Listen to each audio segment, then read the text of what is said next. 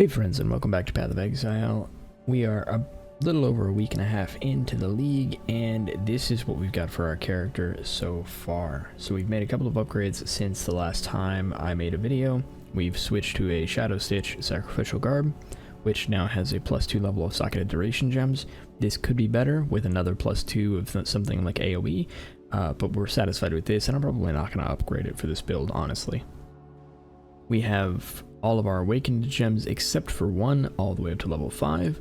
Our Herald of Thunder is 2120, and the only one we don't have level 5 yet is Unbound Ailment Support, and we're working on that one. We've replaced our boots with much better boots, and those are good to go now. And we've altered our ring a bit, from an entirely resistance-based ring to a little bit of life and damage recoup as mana, which makes our cast when damage taken feel a little better overall. The last thing we've done is we have crafted our probably end game dagger. This dagger, again, could be better, but I'm really satisfied with where it is. Now, the way we crafted this is all I did was grab a eye level 85 fractured +1 level all lightning spell skill gem rune dagger, and then I did alteration and augmentation spamming until we got a tier 1 damage over time multi suffix. Once we had that suffix, what we did was suffixes cannot be changed, and hit it with a veiled chaos orb, and we were going for either the chaos damage over time multi suffix or the increased chaos damage prefix. We got the prefix, so we grabbed that and then crafted on the chaos damage over time multi suffix, and that's where that dagger came from. So altogether, the build is coming together really nicely. Right now, all we're really doing is working toward an original sin. I have 14 divine toward that goal, and I don't think anything else I really want to spend divine on.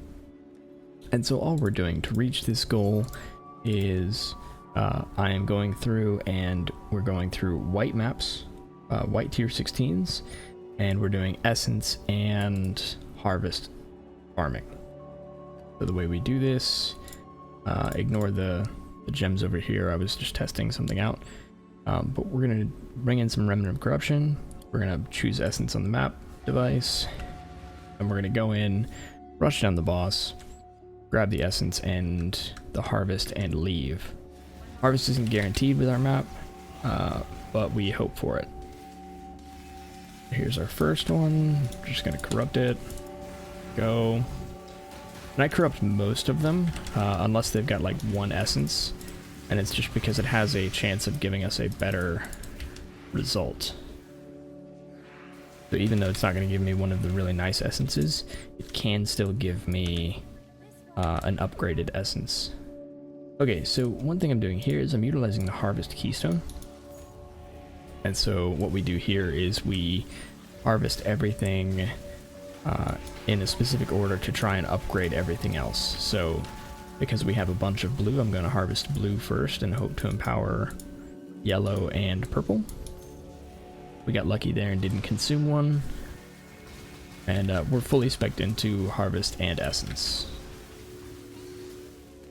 I've got basically all of the nodes. So we just grab all the blue, and then we're going to go check out that field on the left and see which is better. Okay, so field on the left, we have two. What about this field on the right? These fields are awful. Okay, so I'm going to go ahead and harvest one of these, and hopefully the blue, or the purple will be better.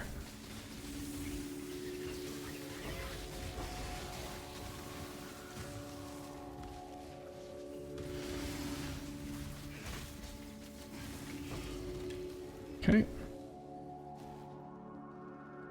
And purple now has 4, so we're going to grab that. And then we'll continue with the map.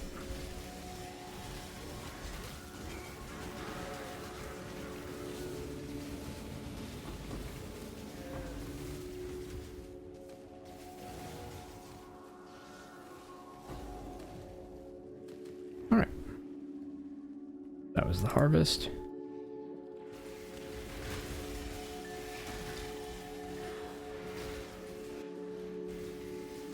the map boss.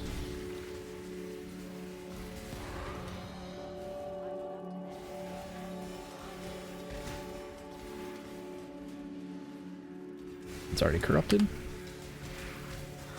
Every now and then you're going to run into an essence monster that's just really hard to kill or hits really hard. Just kite it if you run into one.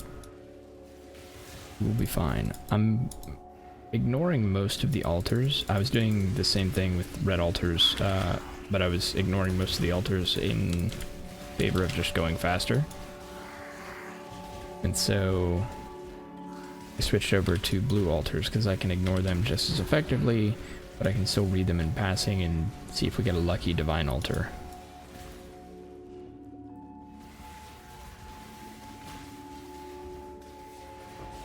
And the map doesn't really matter here. I'm running Crimson Temple because I like the layout. I'm about to switch to Mesa because I want to. I'm also not rolling these maps up at all, just to make them go faster, because I don't want the essence monsters to be any stronger than they really need to be.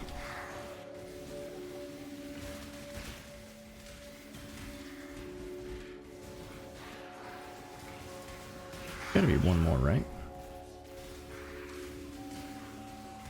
Oh, maybe I got them all. Okay. Yeah. That's all I do. And I do that for about 10 maps each run, so I'll grab 10 maps, run those, dump everything, go back for another. So that's been my farming strat for the last couple days, and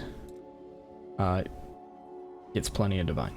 So we're saving it for Original Sin, which is going to be our next big upgrade, and then we're going to switch over from Volkor's Guidance to the Original Sin setup. Yeah, that's the update. So let's roll over to POB and look at what we've got there. Alright, so switching over to POB, we've got 2.3 million combined damage.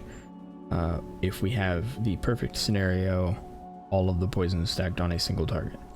We have a poison DPS of 113k, and mapping to me feels really comfortable at the moment. So our next steps for upgrading this build are as follows. Number one, we're going to level up this Awakened Unbound Ailments, just one more level, and that'll boost us up a pretty nice amount right there. The next thing we're going to do is we're probably going to try and invest in some levels. We're going to grab 2 basic jewel sockets. This tattoo does nothing. I was testing out something in game, but now that tattoo does nothing. But if we gain 4 levels, we can grab those and then fill those with something very similar to our Pandemonious Bliss. No, we want something more similar to our Luminous Glimmer, which has a damage over time multi. So if we do our Luminous Glimmer twice over, we get another nice boost in damage, and that puts us at 125k poison DPS. So those are the next steps, really. I don't know how much priority I'm going to put on leveling up. Again, my priority right now is saving up divines for Original Sin, because I think while it is very, very expensive, I also think it's very achievable.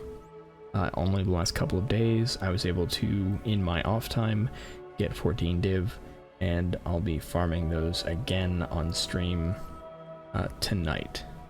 If you want to watch the process live, you can come join us. But yeah, that's the week and a half plus update for the build. I still am really enjoying it. I've been testing out a couple of things, seeing how I feel about different variations. Things like, is Lightning Trap worth doing?